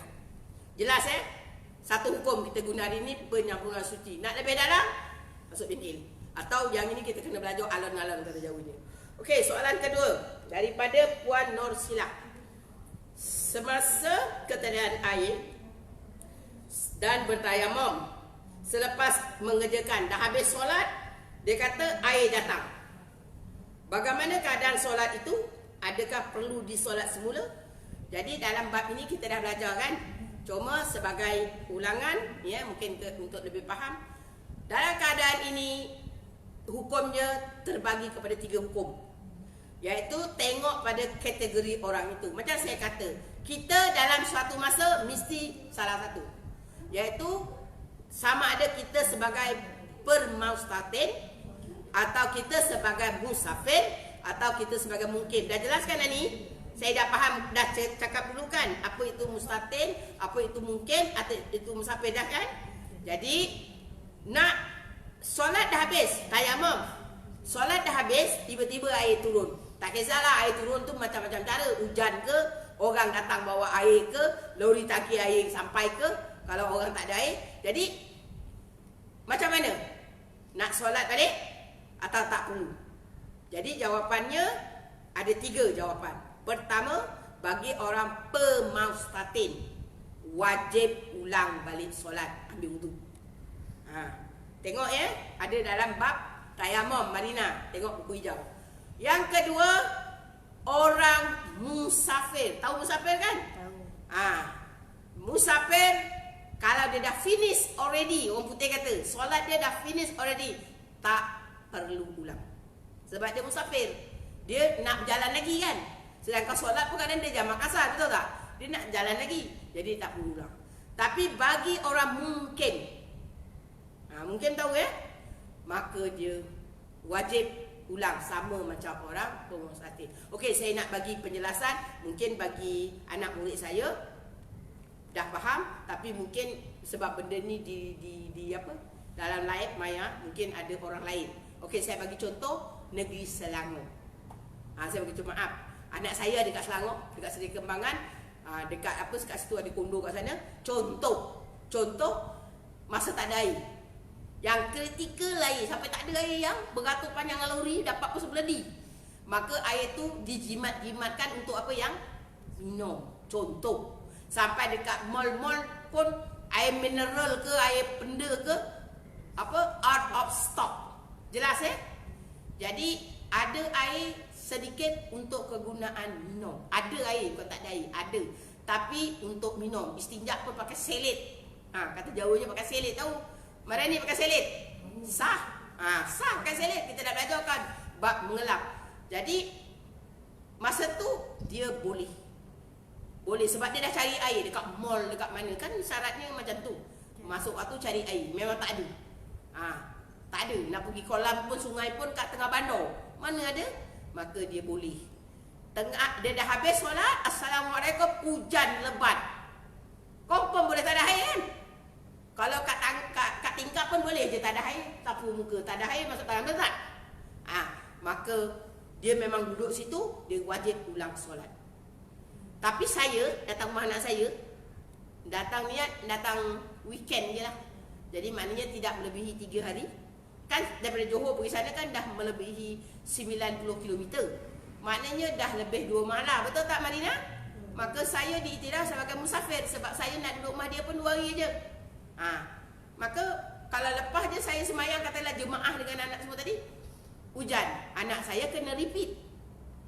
Saya tak perlu. Jelas? Jelas. Tapi kalau saya ni juga konon buang minyak, buang tol, datang sekali-sekali Yesu, biarlah seminggu Yesu je, betul tak Su? Macam Su balik kampung, dah jauh-jauh. Macam ni nak pergi Kelantan siang ni, takkanlah 2 hari. Betul tak Marina? Seminggu lah dia duduk, baru puas kan? Maka dia digelar sebagai pemungkim. Maka kalau macam tu saya duduk rumah anak saya melebihi 3 hari, ya, maknanya tolak waktu pergi dan balik. Kalau pergi balik 5 hari lah. Jadi habis saja hujan turun, maka anak saya kena ulang solat, saya pun kena ulang solat. Pasal saya nak duduk rumah anak saya seminggu. Faham tak? Jelas tak? Faham. Jadi untuk orang mungkim dan orang pemustatin wajib ulang, untuk musafir tak perlu. Okey ya. Jelas ya untuk yang puan apa tadi, Nur Sheila punya soalan. Okey, soalan seterusnya. Dalam kapal terbang, ini soalan daripada mana ni? Puan Nur Buhaidah. Dalam kapal terbang balik Malaysia setelah umrah, dia kata pukul 2 tersedar dari tidur, tengok ramai orang ngantuk-ngantuk dan nak solat subuh. Buka jendela, nampak Fajar Siddiq di flight lah. Tengok bilik air beratur panjang. Jadi dia punya persoalan, boleh ke buat tayamum? Satu soalan dia, banyak soalan dia ni. Satu, boleh tak tayamum. Kedua, air hanya ada setengah botol. Dia kata cermat-cermat guna air, basuh muka. Dia kata gosoklah dengan air mengalir, basuh muka, tangan, kaki. 3, muka, tangan, kaki. 1 kali, bukan 3 kali. Jadi dia kata boleh buat solat penuh atau solat hormat waktu. Dia kata. Jadi dia kata, dia bagi contoh, dia kata sebab saya ni jenis selalu terlupa qada solat. Okey. Persoalannya kat sini yang pertama, tidak boleh tayamum. Kerana apa? Dah belajar kan syarat tayamum masuk waktu, cari air 1 kilometer ke depan, 1 kilometer ke belakang, 1 kilometer ke kanan, 1 kilometer ke kiri. Dia dalam flight. Dia cari tak air? Dalam flight katakan ada 300 orang umrah. Mungkin Marina ada 2 botol. Betul? Tak boleh minta ke? Ataupun minta dengan pramugari air minum. Boleh kan? Boleh. Jadi tak boleh tayamum kerana air ada. Kalau pun setengah botol, macam saya dah cakap pesan kan pada hajah anak murid saya, make sure pergi mana-mana bawa pemancit. Betul tak? Kalau air setengah botol, saya dah tunjuk boleh cukup untuk berwuduk. Betul? Asalkan dia pancit air meleleh. Kita dah ajar. Lepas tu yang kedua, saya pun dah bercakap, kalau darurat, ingat lagi tak? Boleh buat sekali wuduk. Betul? Betul tak? Ingat lagi? Jadi dalam berwuduk ini yang wajib basuh 1 kali, 2 kali makruh, 3 kali sunat maknanya Nabi biasa buat 3. Tetapi kalau darurat maka boleh sekali. Saya dah bagi contoh dulu dalam kapal terbang dan juga di wukuf Arafah. Kalau orang ramai beratur kan, air ada sikit, jadi kita tak perlu nak 3 kali. Sebab nanti takut orang-orang lain tak dapat air. Sebab Arafah tu dia air dia datangkan dalam tong macam tu. Tong yang apa tu, tank tu yang dia tinggalkan kat satu maktab tu, satu tank tu. Bukan tank besar macam lori tu. Tak, kalau siapa yang dah pergi haji tahulah. Jadi kalau orang ramai kemungkinan tak cukup. Jadi boleh dalam keadaan darurat basuh sekali. Sah. Lepas tu soalan dia kata dia basuh muka, tangan dan kaki. Sah ke? Detect tak kat mana yang dia tak basuh? Dia tak sapu kepala yang. Maka saya tak pasti kalau betul-betul dia basuh muka, tangan dan kaki, dia melupakan kepala, confirm tak sah. Kalau dia terlupa taib, sah. Jelas Kalau dia kata dia basuh muka, tangan, sapu kepala dan kaki sekali, sah. Tapi kat sini dia kata dia basuh muka, tangan dan kaki, tak ada cakap nyapu kepala. Confirm tak sah pasal anggota wuduk fardu dia ada berapa yang? 4. So 1 dia dah tak buat, iaitu sapu kepala. Jelas Jadi boleh semayang sepenuhnya, bukan semayang hormat waktu. Okey, soalan penghabisan daripada Puan Imam. Masa solat tak perasan kain di badan terkena tai kucing. Jadi sah tak solat saya? Jawabnya tak sah. Sebab tai kucing itu adalah najis yang tidak dimaafkan. Macam kita dah belajar kan, najis yang dimaafkan darah nyamuk yang kita punya sendiri, betul tak? Dan adalah banyak lah. Jadi tai kucing itu adalah najis yang tidak dimaafkan. Jadi bila kita lepas semayang, kita perasan badan kita ada najis, tai kucing, apa yang perlu buat? Basuh. Kalau kat masjid, basuh tai kucing tu, mungkin tadi terserir dekat bawah, basuh bahagian tai kucing tu. Cara macam mana mensucikan dia, dah belajar awal-awal bukan ni, macam mana cara nak suci najis itu. Lepas tu kita solat. Kalau kat rumah senang aja, cabut baju tu, taruh tepi, ganti baju baru. Wuduk tak perlu. Sebab wuduk tak batal yang batal solatnya. Wuduk tak batal. Jelas tak? Jadi tak perlu nak berwuduk. Tapi kalau nak berwuduk boleh. Niatnya aku memperbarui wuduk kerana Allah. Jadi itu 4 soalan. Jadi saya sambung dengan soalan daripada FB yang admin kasih saya. Yang pertama, apa hukum memegang Al-Quran waktu masih dalam haid? Hukumnya adalah haram mutlak. Mengikut mazhab Imam Syafi'i, ada dalam nas yang tadi baru lepas saya terangkan. Okey, yang kedua, hukum memotong kuku atau potong rambut waktu haid. Jadi hukumnya tak dosa. Boleh, harus, tetapi afdalnya jangan potong. Sebab ini ada hilaf ulama. Ada ulama mengatakan besok bila kita pada masa dikembalikan semua anggota asal kita. Jadi anggota asal kita bercampur antara suci dengan tidak. Ya. Jadi dia kata kalau boleh jangan. Tapi kalau nak potong tak ada masalah. Harus. Harusnya apa hukumnya? Buat pun boleh, tak buat pun boleh. Tak ada apa-apa. Tak dapat dosa, tak dapat pahala. Macam tu. Tapi kalau boleh kita bertahan, maka kita tahan, tunggulah sampai kita mandi hadas besar. Okey.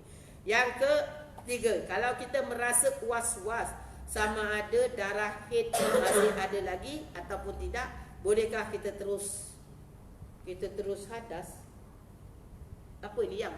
Terus hadas ke terus apa yang? Ha?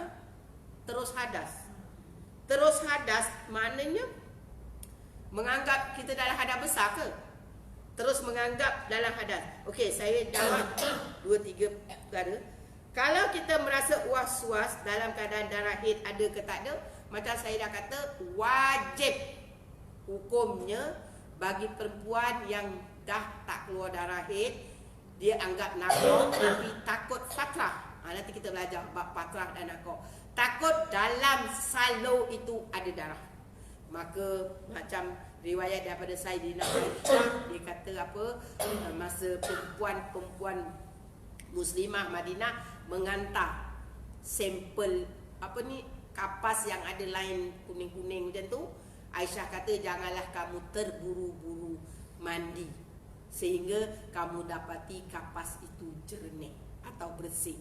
Maka ya, bagi Puan Nana Comel yang bertanya, maka hukumnya adalah tidak boleh was-was, kena make sure dengan mengetes, iaitu memasukkan kain atau kapas dalam saluran kemaluan untuk melihat ada tak lagi kesandaran. Walaupun ada satu lain benang, katakan satu lain benang darah coklat ke, jauh dah keluar coklat ke, perang ke, keruk ke, brown ke, grey ke, maka itu masih dikira haid jika belum melepasi 15 hari. Ya, jelas ya?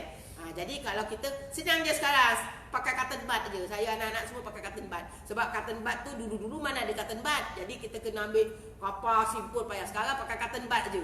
Kita masukkan itu, atas kita korek, tengok. Lepas tu kita cabut keluar, tengok, oh bersih. Maka kita mandi. Dia panggil nakok. Kalau kita tarik ada walaupun satu lain benang, maka itu dipanggil patra, masih dalam keadaan berhadas. Ya. Jadi cara dia kalau dah berhenti, biasa guru saya kata 10 minit sebelum masuk waktu, cek. 10 minit sebelum habis waktu, cek. Di ujung-ujung 10 minit sebelum masuk waktu, cek. Kalau dah nakok, mandi. Kalau patra tak payah. Nanti 10 minit nak habis waktu, cek. Kalau bersih, degah-degah mandi. Sebab hukum solat ada berbeza. Saya pun dah tagkan dalam grup kan. Tapi okey, saya nyatakan kat sini sebab ada public. Hukum solat berbeza. Ya. Untuk orang haid, kalau dah masuk waktu solat itu tapi dia melambatkan, main Facebook ke, masak dulu ke, kata Pak Izzah, alai, minyak dah panas, apa baru masuk ikan, azan pula. Takkan nak tinggal angus kan, nak matikan pun nanti apa ikan jadi desak minyak. Aku teruskanlah sampai gorengan yang pertama baru aku matikan. Betul tak Pak Izzah? Maka siang kau goreng, darah pun turun. Dah tak boleh solat kan? Tapi tadi ada waktu tak kalau nak solat? Maka dia kata untuk orang yang haid, bila masuk waktu, serengkas-rengkas solat, dia wajib qada. Masa tu, kata serengkas-rengkas solat, pergi ambil wuduk, pakai telekong solat. Berapa anggaran masa? Lebih kurang 10 minit. Betul tak Faizah? Maka katakan, engkau goreng ikan tu lebih lama daripada berwuduk dengan solat. Betul tak Faizah? maka wajib nanti dah bersih qada. Tapi bagi orang yang habis period dia berbeza. Bukan tadi 10 minit ataupun serangka solat, sekadar dapat takbiratul ihram. Berapa tu? 1 detik Katakan betul-betul nak habis. Katalah Zuhur 1 suku. Kalau kita ada jam yang mahal, siap ada saat 1:14 30 saat 30 detik. 30 detik lagi nak masuk Zuhur contoh. Atau masuk asar lah katakan. Jadi setengah detik cukup tak? Allahu Akbar. Cukup tak? Cukup kan? Maka wajib qada solat itu. Walaupun Zuhur tadi nak masuk asar kata-kata tadi 4 berapa? Katalah 4:30. Contoh saya bagi. Asar sekarang 4:37 tak Katalah 4:30 asar. 4:30. Jadi darah haid kita berhenti betul-betul 30 detik sebelum masuk azan asar. Kita cek dah kering. Baru sangat. Sebab tadi dah cek tak ada. Jadi kita buat tengok Allahu Akbar. Sempat. Maka kita mandi, lepas tu kita kena solat qada waktu Zuhur. Faham? Jelas macam tu. Tak boleh kata tak boleh. Tapi dalam bab Zuhur ni saya tak boleh bagilah. Pasal Zuhur ni dia kena kita qada asar, kena solat asar, kena qada Zuhur sebab dia jamak. Ambil subuh lah. Subuh. Maknanya waktu subuh sekarang berapa yang? 7:30. Katalah masuk matahari 7:30. Tadi lagi setengah minit, 30 second baru kita bersih. Maknanya bersih, kita nak mandi dah habis subuh kan? Tapi wajib qada sebab kita dapat sekadar masa Allahu Akbar. Takbiratul ihram. Jelas? Tapi kalau bersih betul-betul sikit lagi baru nak tengok aja dah dengar azan. Dah waktu suruh. Maka tak perlu. Jelas Jadi beza. Kalau datang serengka solat. Kalau finish itulah sekadar satu ihram. Itu beza dia. Okey. Soalan yang keempat, soalan terakhir. Masa pun on time. Dah lebih dah, tak apa. Saya habiskan juga Jadi Hawa Paiman datang haid seminggu. 5 hari kemudian datang haid lagi. Adakah tempoh haid tersebut dikira baru atau sebaliknya? Sah atau tidak untuk melaksanakan ibadah? Datang seminggu, saya assume 7 hari Jadi kalau nak tanya kena cakap hari, jangan cakap minggu. Jadi 7 hari, lepas itu nakok 5 hari. Dia kata 5 hari kemudian datang haid. Maknanya nakok 5 hari. 7 sampai 5 berapa? 12 kan? Lepas tu dia kata datang haid lagi. Soalannya tak komplit. Datang haid lagi, dia baru berapa tadi? 12 kan? Kalau dia datang haid lagi 12, 13, 14, 15 berhenti, maka itu semua dikira haid. Jelas? Dia datang 7 hari. Dia kata seminggu, saya assume 7 hari lah. Lepas tu berhenti 5 hari. Lepas tu dia kata datang lagi. Jadi kita kena kira yang berhenti tu pun dalam keadaan haid. Jadi kita kena kira dulu 7 campur 5, 12. Kalau dia datang haid tidak melebihi 15 hari, hari ke-13, 14, 15 dah berhenti, maka itu semua haid. Dan dia tidak boleh solat, tak boleh apalah haid. Dan hari yang 15 berhenti, baru dia mandi, baru dia solat. Tapi dia kata keluar lagi. Soalan ini tak lengkap. Kalau dia kata keluar lagi tu berapa lama? Kalau dia kata keluar lagi 6 hari. Jadi 7 campur 5 campur 6 dah berapa? 18 kan? Maka itu dah masuk perempuan yang mustadah. Maka hukum yang macam saya terangkan yang awal tadi. Dia tengok pada kes, kita akan masukkan dalam hukum 7 hukum, salah satu daripada 7 hukum. Okey Jadi alhamdulillah untuk hari ini kita dah habis masa pun dah over. Jadi syukur pada Allah, semuanya atas izin Allah. Jadi saya harap orang-orang yang bertanya tu puas hati dengan jawapan saya, mudah-mudahan. Dan juga sebelum saya menamatkan kelas pada hari ini macam biasa, kita tasbih kifarah dan juga baca surah Al-As. Subhanallah wa bihamdihi. Bismillahirrahmanirrahim. Inna insana lafi khusr illa alladhina وتواصوا بالحق. أعوذ بالله من الشيطان الرجيم. بسم الله الرحمن الرحيم.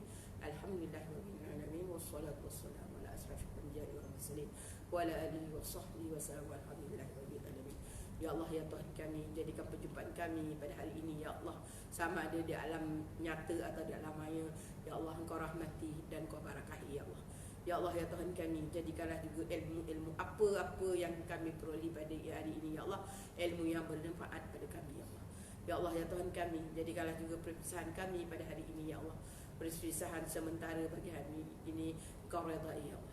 Rabbana la tuzigh qulubana ba'da idh hadaitana wa hab lana min ladunka rahmah innaka antal wahhab.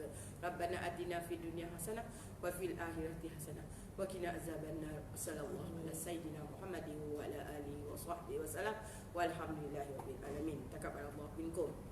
Minta maaf ya atas segala apa keterlanjuran kata saya. Yang elok semua dari Allah, yang kurang itu adalah kelemahan saya sendiri. Assalamualaikum warahmatullahi wabarakatuh.